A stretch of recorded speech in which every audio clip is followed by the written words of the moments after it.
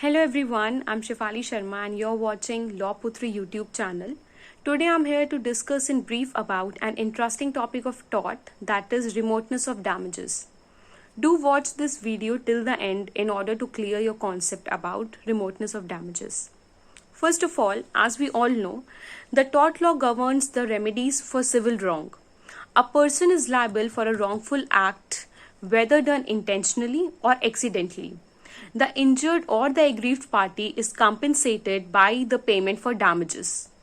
The general principle of law requires that once damage is caused by a wrongful act, the liabilities have to be assigned to the wrongdoer against his wrong or against the tort which he has committed. But as many cases have shown, assigning liability is not always a simple task at hand. Once a wrongful act has been committed, it can have multiple consequences, and those consequences can further have consequences. And even constituting a wrong can constitute a single consequence or may constitute a series of consequences, which are the series of acts or the wrong. Therefore, the damage against these wrong may be proximate, or it might be remote, or it might be too remote. These consequences of consequences can become a long chain, and at times the problem of the liability of the defendant comes up. That is, it becomes difficult to sum up, and it becomes difficult to mitigate the extent of liability of the defendant. The question that this particular topic, the remoteness of damages, deals with is that how far can a defendant's liability can be stretched for the consequences of the defendant's tort. Let's take a simple example.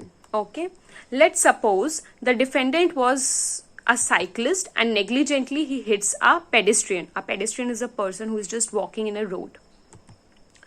And incidentally, the pedestrian happened to carry a bomb. Due to the negligence of the defendant, the pedestrian falls and the said bomb explodes. Now what happens is, due to the explosion of the bomb, it results in the death of the pedestrian, and due to the explosion of the bomb, a nearby building catches fire and five or six of its residents dies. And due to the explosion and fire, the buildings are destroyed and the shops are destroyed. The shopkeepers faces pecuniary losses, and there's a huge state of explosion. So will the cyclist be liable for all these wrongs and for all these acts and the consequences of acts which took place subsequently, that the pedestrian falls and that bomb explodes, pedestrian died and the people living around died, the shops are destroyed, the buildings are destroyed? Will the cyclist be liable for all these wrongs? The answer is certainly no. All right, now let's take one more easy example. For example, you bump up back to my car. That is, you you hit my car from the back, and there is some minor damage, some some painting is destroyed, or just some minor damage, and I'm late for my interview. I was actually traveling to go and give my interview, and due to that hit I got late, and I couldn't get that job because I was late, and I'm unemployed for many months. Then what happened? Due to the financial crisis, I happened to sell my car, and I bought a old some second-hand cheap car, and which lacked some safety features. Due to the obsolete car which I bought, the second-hand one, I crashed that car and I'm injured, and I became so much depressed that I committed suicide. Okay.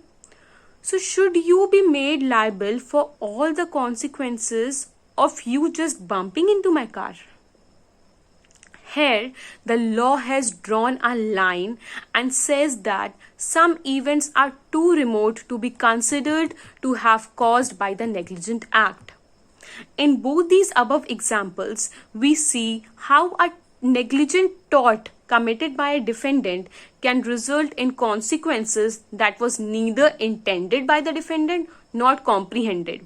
मतलब जब आपने मेरी car को hit किया, that was a negligent act. क्या आपने ये सोच के हिट किया था कि मैं मेरी जॉब जिसके लिए मैं इंटरव्यू देने जा रही हूँ मैं वो जॉब ना दे पाऊँ, फिर मैं अनएम्प्लॉयड हो जाऊँ, फिर मेरे पास फाइनेंशियल क्राइसिस आ जाए, फिर मैं उस कार को बेच दूँ, एक सेकेंड हैंड कार लूँ जिसकी सेफ्टी मेजर्स अच्छे ना हो, जिसकी वजह से मेरा एक्सीडेंट हो जाए, मैं डिप्रेस्ड हो जाऊँ, मैं सुसाइड हो जाऊँ? Was it all planned? Was it all intended? No. So you will not be made liable for all these consequences which were not intended and which were too remote. All right. So to answer all these questions, the jurists have proposed that a defendant should be made liable or responsible only for the consequences which were proximate consequences. That is, only for the consequences which are proximate of the defendant's wrongful act and not the remote consequences. Okay. Now that we have seen that the law deems a person liable for the injuries caused which were proximate consequences of that person's act.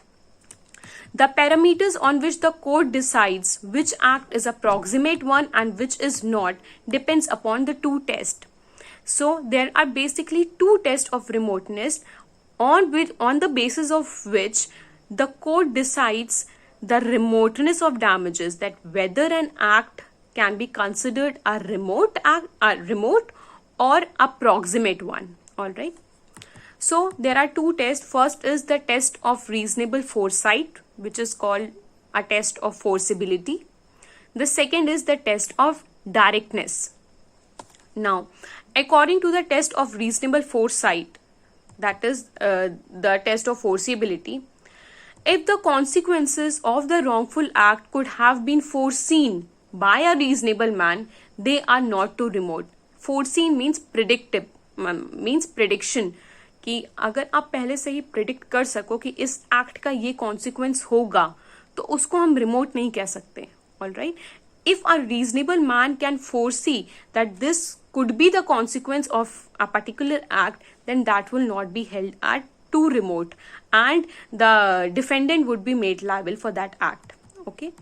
The liability of the act is only for those consequences which could have been foreseen by a reasonable man placed in the circumstances of the wrongdoer.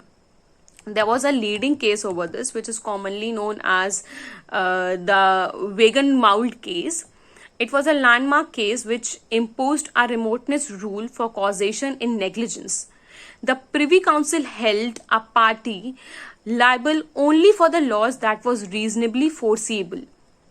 But here we must note that it would not be sufficient defense in itself to say that the defendant did not foresee the consequence. Instead, it would be for the court to decide upon the standards of responsibility whether the consequence should have been foreseen by the defendant or not. Okay, that is, it cannot be misused by the defendant. Defendant will always say that no, it was unforeseeable. It will be decided by the court whether the act is foreseen or it is not foreseeable.